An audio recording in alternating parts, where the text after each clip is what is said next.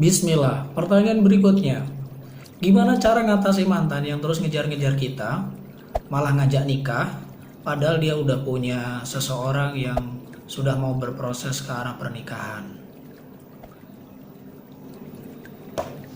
Kasih bodreksin. Biar turun panasnya ya.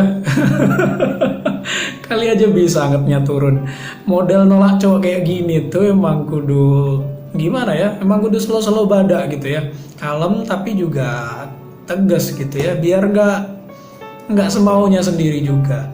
Emang sih kita itu sering dalam keadaan dalam berinteraksi dengan seseorang itu kalau nggak dipaksa ya kita suka maksain kehendak orang lain tapi kita nggak nyadar, mungkin dianya nggak nyadar kali ya, sehingga saking cintanya atau apapun itu dia memperturutkan perasaannya, bahkan kesannya ngejar-ngejarnya agak maksa gitu ya.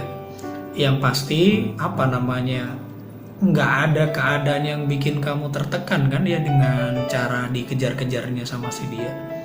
Kalau kamu dalam keadaan tertekan dan tidak harus menerima ajakan kawinnya karena kamu memang gak ada ikatan perasaan berlebih, atau kamu udah selesai proses cleansingnya karena dia sudah mantan, udah bikin kamu move on, atau juga kamu gak terlalu dalam nancepin perasaan sehingga ya it's okay, slow aja.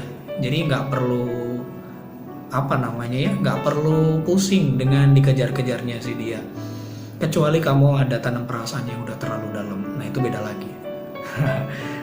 Balik lagi di awal yang dulu sebelumnya udah kena bahas di video sebelumnya.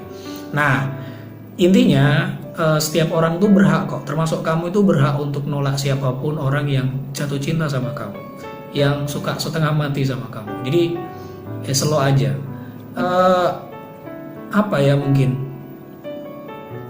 nolaknya harus pakai perasaan juga sih, dengan akhlak yang baik. Jadi sekalipun dia rese, sekalipun dia juga nempel-nempelin perasaan sama kamu, ngejar-ngejar dan lain sebagainya, maka cara yang paling elegan yaitu ya udah ditanggapi seperlunya dengan jelas, dengan serius, supaya dia juga mungkin ngerti posisi kamu seperti apa dan jawaban kamu yang jelas seperti apa. Jadi berharap dengan cara yang nolak dengan cara halus yang elegan, dengan pilih diksi yang pas gitu ya, jadinya akan jadi proses lebih baik di dia maupun di kamu. Dia berhenti dan menerima proses yang barunya, dan kamu pun juga nggak akan risih terganggu dengan usaha nempel-nempelin perasaannya. Takutnya yang ditempel juga seneng, itu bahaya lagi gitu. Jadi yang perlu kamu ingat, remembering banget ini ya, bahwa semakin kamu nolaknya kasar, maka jangan kaget kalau dia juga makin kasar juga untuk mendekatinya. Giving is receiving. Jadi ya bener gak sih? Jadi kamu ngasih ya apa yang kamu dapat, apa yang kamu kasihkan ke orang lain. Efek timbal baliknya kayak gitu. Jadi semakin kasar kita kasih kata-kata penolakan, dia pun juga makin ada dendam dan lain sebagainya, bahkan lebih cenderung akan mengingat-ingat hal yang menyakitkan itu. Bisa jadi malah jadi doa buruk loh buat kamu. Doa orang yang terdolimi perasaannya dan segala macam itu luar biasa, bisa dimakbulkan sama Allah dan menjadi efek domino yang buruk buat kehidupan kamu. Naudzubillah. Jadi jangan sampai membuat perasaan orang lain luka dengan cara-cara yang gak baik juga. Maksudnya baik, kitanya udah move on, kasih dia kesempatan untuk jadi lebih baik juga dengan cara dia berbenah, berproses dengan orang yang baru, katakan dia udah berproses dengan orang yang mau dia nikah begitu ya, tapi dengan cara elegan. Salah pilih jurus maka bahaya itu, berantakan nanti di belakang. Jadi ada juga sih yang kemudian sempat dibahas dalam video yang sebelum-sebelumnya juga tentang bab damai dengan masa lalu. Ini materinya juga paling nguras perasaan juga. Dijelasin juga ntar deh kalau ada pertanyaan yang sebab ini, mungkin bisa kita ulik lagi gitu ya. Nah, hal-hal yang harus dilakukan nih yang kemudian setelah proses jauh itu, atau mungkin setelah putus atau dalam proses move on itu, jangan kasih harapan berlebih dengan cara kasih ketemuan atau mungkin masih ada interaksi macam-macam gitu ya. Hindari itu, kurangi itu. Kasihan dia kalau kamu masih gantung atau mungkin membuat dia seolah-olah punya harapan dan lain sebagainya, ya maka dia akan ngejar kamu terus, bahkan gak selesai-selesai. Yang kedua adalah hindari yang kemudian usaha-usaha untuk apa ya namanya, ada komunikasi yang private berdua gitu ya, ketemu udah dikurang, terus kemudian atau bahkan tidak perlu dulu untuk ketemuan ya. Yang kedua yaitu kurangi komunikasi yang sifatnya intens.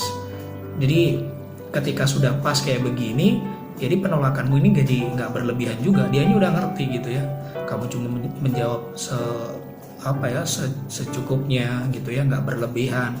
Dan ini ya, kasih satu komitmen yang jelas bahwa saya sudah berproses dengan ini dan sungguh-sungguh dengan proses baru ini dan pengen jadi pribadi yang lebih baik, dan minta maaf karena tidak bisa membalas perasaan yang sama dengan si dia gitu ya.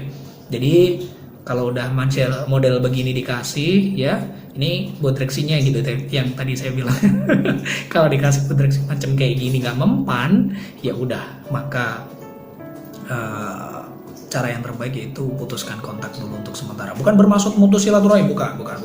Tapi maksudnya adalah untuk ngasih jarak dan jadi shock terapi gitu ke dia, biar dia nggak keterlaluan juga cara atau usaha-usaha nempelin perasaannya. Kalau bisa ya minta tolong sama orang lain yang lebih bijaksana, itu bisa didengar dari kamu maupun si dia untuk menyampaikan isi hati dan perasaanmu tentang ketidaknyamanan usaha-usaha dia dalam ngedeketin kamu lagi gitu ya.